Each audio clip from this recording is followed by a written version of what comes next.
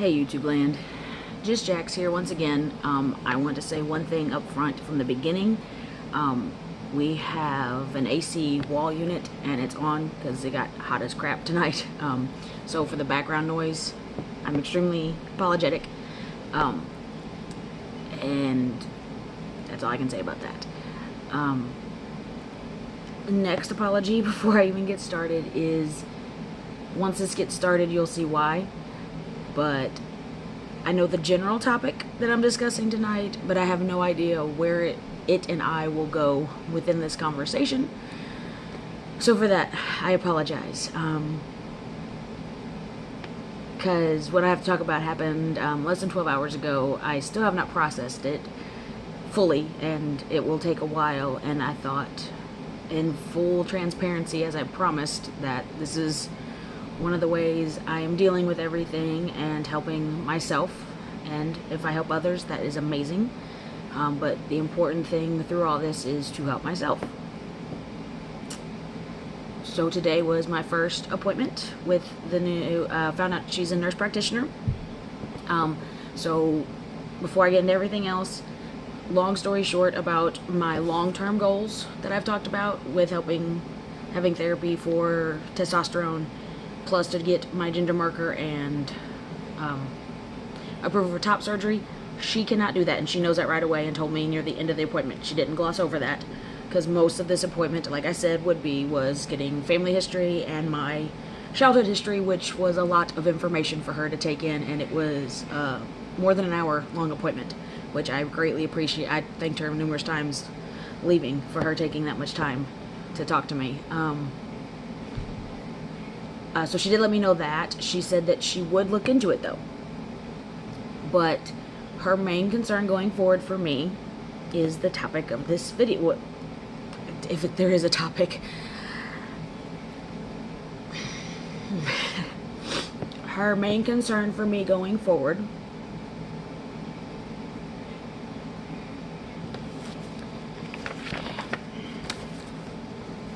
is that, if you couldn't read that because I apparently used too dark of a highlighter, that she is fairly certain that I have bipolar disorder, and I don't know why all of a sudden, I guess, like I said, this is part of process and everything, that she's fairly certain that I have bipolar disorder. There is an unscientific test that we did where I just checked off how I felt about, I think it was like 20 topics, and things about myself, stuff like that.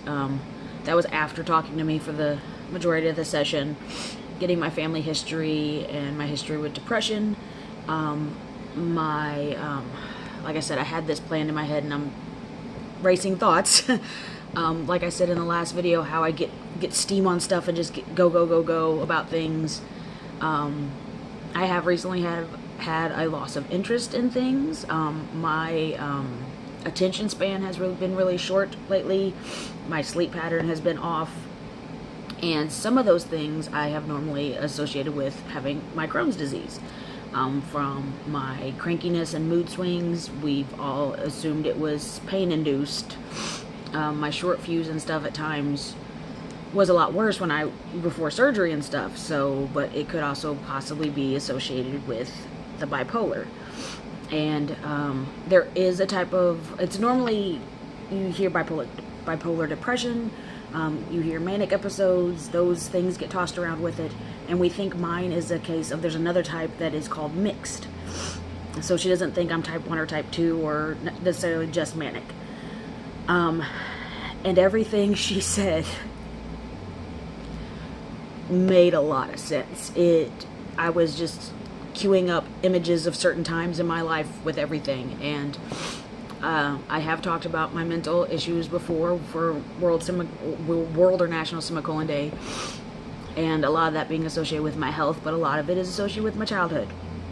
I did not have a horrible childhood. It's not a contest, but I know people that have gone through ridiculous things, and mine was not a cakewalk. I still have problems with it.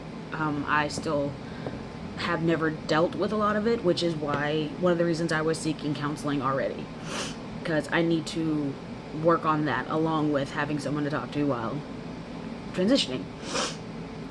So her concern for me is possibly having a manic or a depressive state after surgery, that it being a trigger for some reason, which I trust her opinion on that.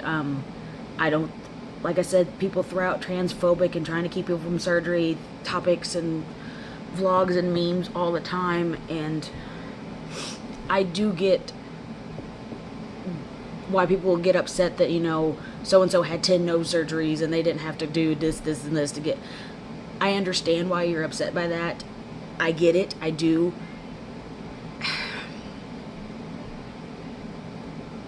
But if I wouldn't have started this process and been put on testosterone first and wanted to get counseling on my own anyway, if I would have found a surgeon that didn't require it, I might not have done it.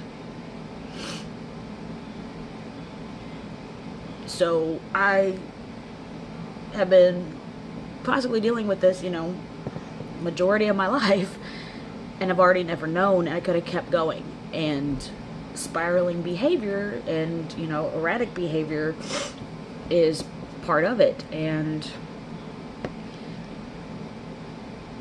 I've already done some stupid things in my life. It could, you know, like I said, not as...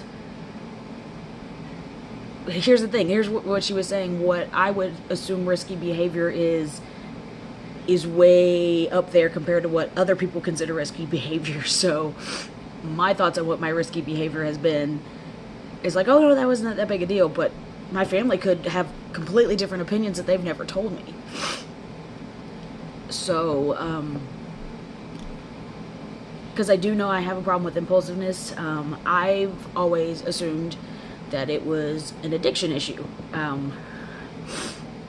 I've had some trouble with addictive behaviors in some regards, and I'm a very, I can't remember the term that I want to use right now, but like when I'm downloading a video game and it doesn't work right when I need it, like I just get all kinds of frazzled and pissed off and just stupid, like instant gratification, there it is. Like, if whatever I need right then and there doesn't work for me for some reason, then I get set off. So I'm not saying that she was bullshitting.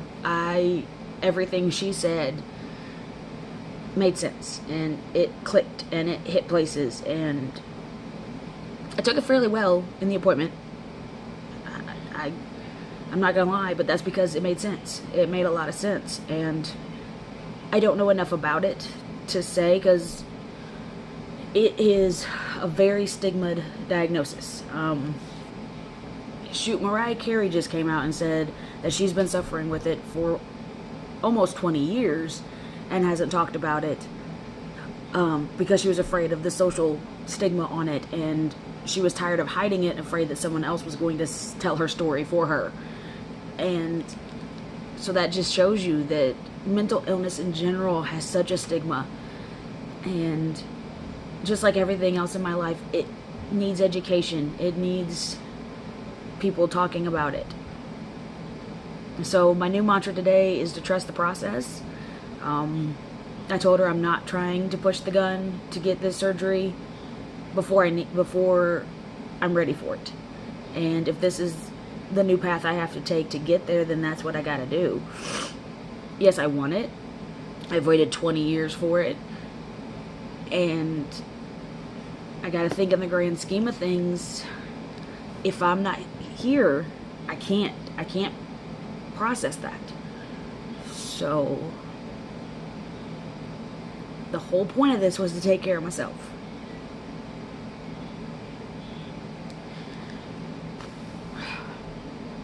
I'm not exactly sure what that means per se right now, because I'm still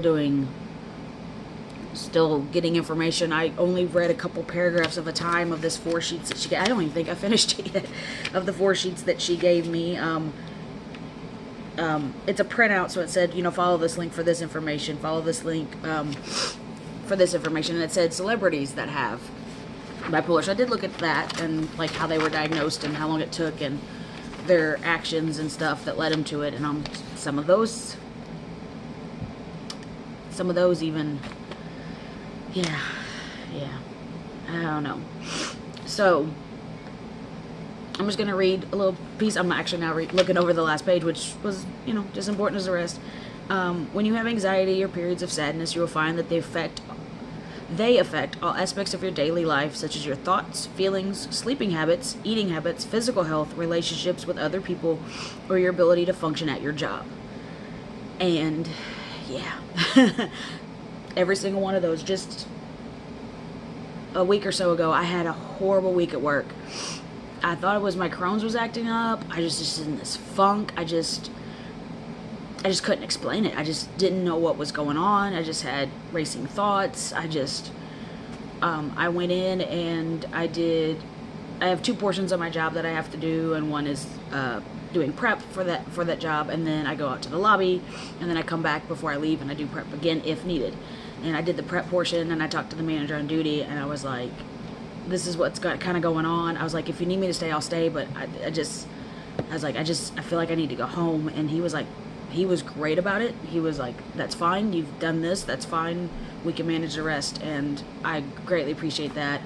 And then later that week, I assumed I was just drained from my Crohn's because of my ostomy. I tend to have a lot of output, and it was really bad that week. I just thought I was just drained from that. And then later that week, I had an incident at work that another day later,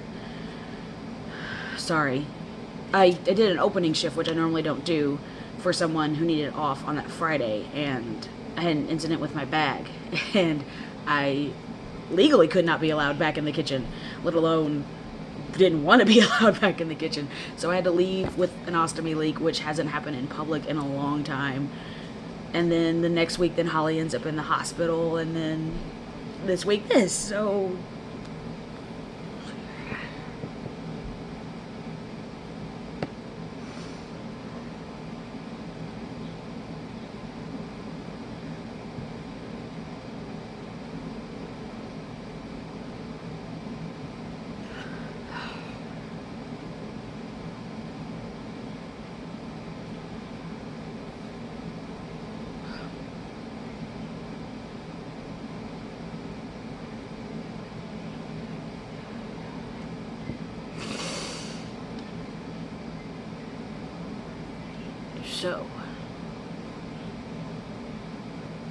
like I said, keeping it transparent, keeping it real.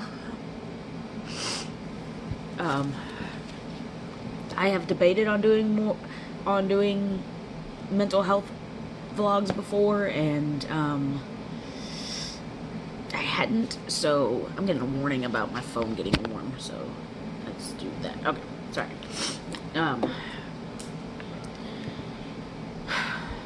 So yeah,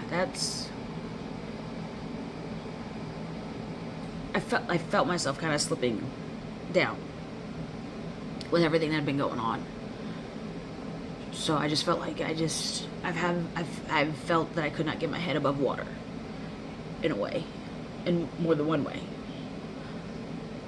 So that's why I was looking forward to this appointment, to get things started and having a place to go and get some of it out, if not, find ways to help myself get through it. So everything happens for a reason. I'm gonna say it 900 times in videos. So that's why trust the process is my new thing. I hope you've been able to hear all this. I'm really sorry, I keep forgetting about that going on. But yeah. It's been a day. Like I said, I think, of course, I talked to Holly about it and kind of processed it a little bit then, but still not really. And I don't know how long that will take. I'm gonna have to do old school techniques and just go sit in a library and look up some stuff and do it the way that I know how. and go from there. We do have a plan. I will share that information. The plan for right now is I was given a sample of this medication. So hopefully that comes across correctly and not backwards. I don't know. I've never paid attention to that, if that happens or not. So if that comes backwards, I'm sorry. I warned you. But so anyway, the plan for that is to do that for 2 weeks. There might be possible side effects. Most of them mimic my Crohn's. And the other thing, she said, if I get worse, to stop it immediately, and then just wait out the 2 weeks, I guess, to get it out of my system, and then still go to my appointment in 2 weeks. So, yeah, that's the plan. Other bright news in all this, the place where that is at, they do actual medical stuff there too, all kinds of stuff that is very similar to the clinic I go to in St. Louis that is 2 hours away. And one of the things that they do is hormone replacement therapy. So I can actually switch my care to there. They take my insurance. It's literally across the street and down a block and a half. So that's extremely convenient.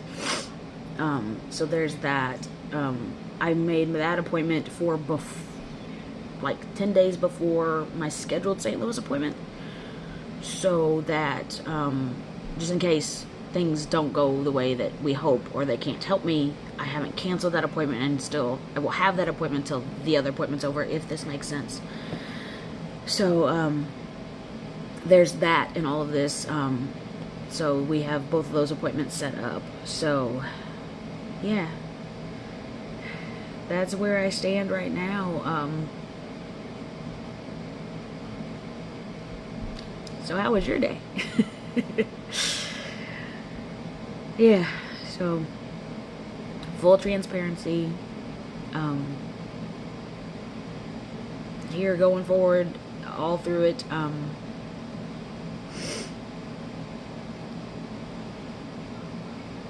Yeah. I think I'm laughing to keep from crying again. Sorry. I thought I was done with that on this channel, on these videos, in this whole thing, but I know that better than that. Yeah.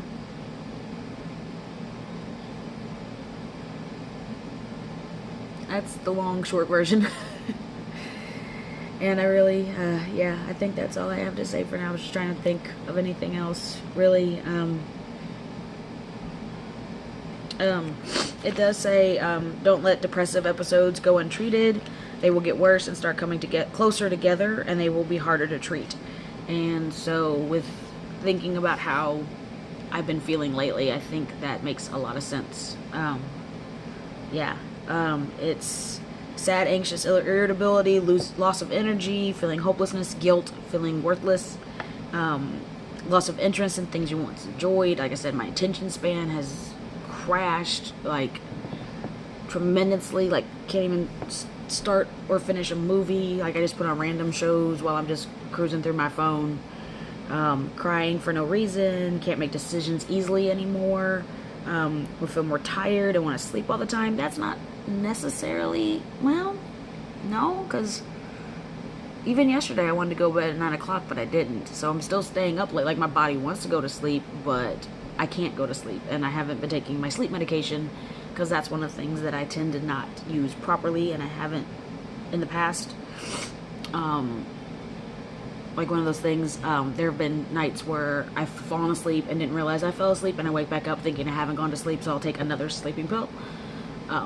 So that's unintentional, but there's been nights like that, and that can be reckless behavior and damaging. So when after an episode like that, I tend to stay away from my sleep medication and try to do lavender and natural things instead, or just make myself get tired. And then sometimes after episodes like that, I will sleep for a really long time, and then for days not go to sleep, because that happened right before that day. I had the really bad episode at work where I had the leak.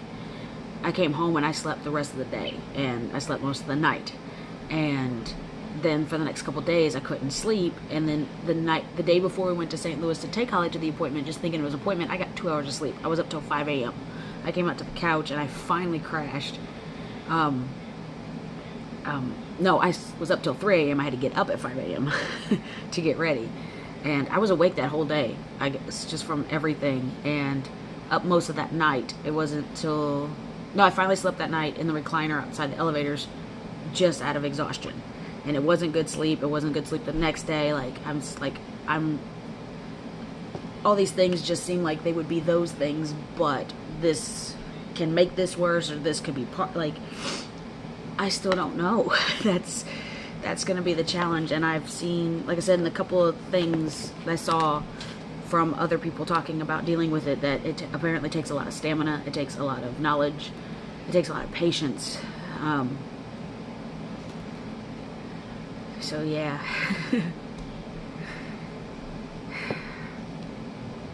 There we go. Another 20-minute video. Which I kind of figured was going to happen. Also, sorry to keep going on this list. Insomnia, weight gain or loss due to the change in appetite. And there has been a change in appetite, which I thought was right around the time I started testosterone. I actually had a loss of appetite unless I worked out. And then she also said eating everything in sight is another thing, which I've done on and off prednisone. It's usually worse on prednisone, and then I assumed lately it's been the testosterone, so there's no telling with that. Thoughts of suicide or death, and then actual attempting or completion of suicide. So yeah. Yeah. But the severity of moods will be different for each and every individual person, so there's that to go. She said you can be mixed bipolar like myself and only have small episodes here and there, and then they compound like this said, and then become extremely dangerous. So that's where we're at. We're gonna see how this medication works. And she said if I feel better, more calm and stuff, but still have episodes, or still feel off, that this is the lowest dose that she can give right now. So that's where they're going to go. We're going to start with that for 2 weeks and see how I feel, whether it helped, whether it made things worse, and go from there. So that's how that's going to go for now. So I hope this video is able to be heard. If not, I apologize. I will still leave it up raw and uncut. And if I find out after I watch it, like I said, I always post them before I watch them. I'm going to leave them up for a couple hours, if not a day. If I find out it's really bad, I will come back and talk about some things later. So there we go for today. Appreciate y'all once again, and I will talk to you soon. And what about? There's no telling. That's why I don't keep it to a schedule, guys. Doing scheduled videos for this reason alone, for me, is not what this is about right now. It's about being real. It's about being honest. It's about being transparent. It's about trusting the process and every aspect of it. So there you go. Have a great night, and we'll see you next time.